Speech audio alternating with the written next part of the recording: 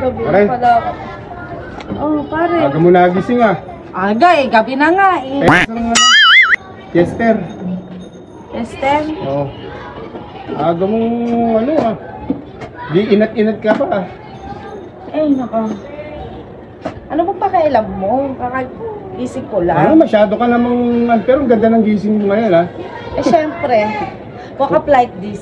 Sindi nga ako yan, letter. Oh. Pare, alam mo, yung sa apartment, yung bagong lipat dyan, ang daming gamit. Oh, Oo. talaga pare. Ano bang trabaho nun? Baka naman maganda. Tricycle driver lang ang asawa nun. Oh, talaga? Oo. Oh, sabi ko eh. Ay, anong nangyari pare? Ha? Anong nangyari?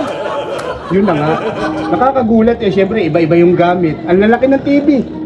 Ay, talaga? Oo, may TV flat Baka screen. naman, may kabit yun. Yun na nga. Yun ang duda ko dyan sa kapatbahay natin na yun. Ano naman sinabi nung asawa niya na ba't ganon, ang dami nilang gamit? Hindi. Wala. Hindi naman alam ng asawa niya kasi sumasalis eh. Sumasalis yung nagbibigay doon sa ano niya. Ay! Patay tayo dyan, pare. Parang ano to eh. Parang narinig ko na to doon sa kabilang baryo eh. Na meron daw kabit niya si Marites. Oo, yung Si Toto. Si Toto. Ayun, yun ang nagaling ibang bansa. Ayun. Ay, galing ng Japan yun, Mari. Oh. Kaya mag-iingat ka. Gumasyadong ano sa ano muna yan ha. Ay, pare paano yung asawa niya dyan pa umuwi sa kanila? Oo. Yan ang uuwi. Siyempre, mahahala tayo kung hindi dyan uuwi. Di ba? Di nagtuturjakan sila nung kabit niya, tapos nagtuturjakan din sila ng Yun pare. na nga, yun ang duda namin. Araw-araw kami nakatambay din. Ayun ang yun ang kagandahan na may tambay dyan. Nalalaman natin nangyayari sa paligid, di ba? Pumunta ka dito pare, nawawala yung gutom ko sa mga ganyang balita talaga eh. Ay, nasa na pala yung babae ngayon, nandyan pa rin. Oo, nandyan. Ay, grabe naman, ang kapal naman ng mukha nung diba? pare. Kaya si Mare, dapat inaano mo agad. Ay, sabi ko sa'yo pare, Hindi, sa akin. baka lokohin ka rin ng asawa mo kasi napakailamero mo naman talagang Hindi naman lalaki. sa pakilamero, no? Siyempre nakikita ko eh. Nakikita mo nga, ang akin lang pare, ba't ka nangingialam sa buhay ng may buhay? Hindi, sa akin, lalaki ka pa naman, Sa akin paano naman, yan? bilang tambay Chismoso lang eh. ka Siyempre kasi. kailangan kong rin yan, Mare. Paano yan pare? Dapat sabihin mo sa kumpare mo yung asawa nun, di ba? Yun na nga. Kawawa naman yung kumpare mo kung ganon. Ayokong makialam. Kung baga saan, tinitingnan ko Tunin lang. mo ayun.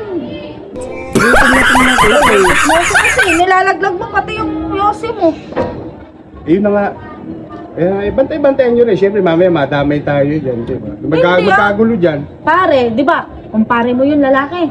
Dapat Abisuhan mo yung lalaki. mamaya pupuntahan ko. Hindi. Yung abisong bang bigyan mo siya ng babae rin para pantay sila. Di ba? It's a tie. Gagawin mo pa akong Mare.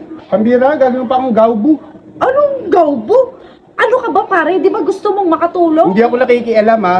Nakikita ko lang. Ayun na nga pare, hindi ka na sa nangangailam. Gusto mo lang mapasaya yung kumpare mo. Ano ka ba naman? Oo, sige. Ano ka naman eh. Sige na. Napaka-chismosa mo. Sige. Sigarilyo mo. Masyado ka. Nako, ba't tayo magpasindi? Doon ka na magpasindi. Masyado ka. Mag-aano ka pa dito. Tapos na ako. Tignan mo. Sa Bakit? sobrang pakailamero mo. Minumag mo pa yung Pustiso ko nandyan eh. Pustiso? Hindi mo ba nakita? Ayan ko lang. Hindi mo sinabi agad. Pakailamero ka. Ayan ang dyan ka na nga. Ano to? Teka lang. Dito ka. Ikaw may ari nito ah. Ba't ako mag-walk? Umalis ka dito. Sige. Ako pala may ari. Kung damulag na to, parang chismoso talaga siya. Pero okay naman yun, makakatulong yun.